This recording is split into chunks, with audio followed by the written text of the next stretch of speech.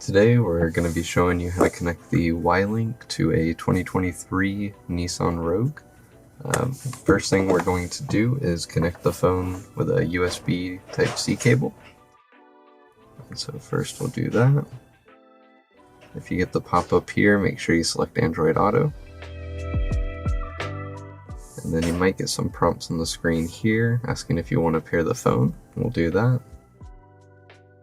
And now that we've got it launched by plugging in, we've got the Bluetooth pairing code here, which should go through. And now we can move on to plugging in the WiLinq. Alright, so we're going to plug this in here.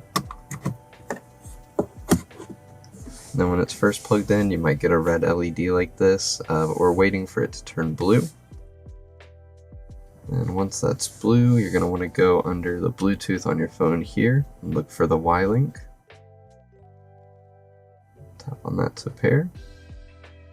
And we'll allow access to our contacts and logs. And once you've connected there, the LED down here should go white. And now we're paired.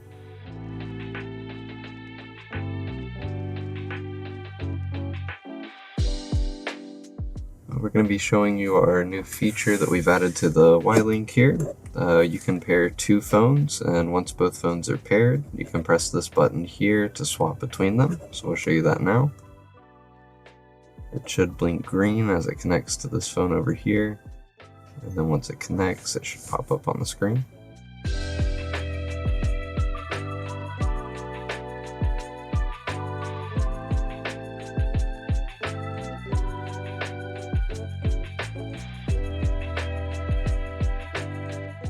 And now we've connected to this phone, and we can press the button again to go back to this phone on the right.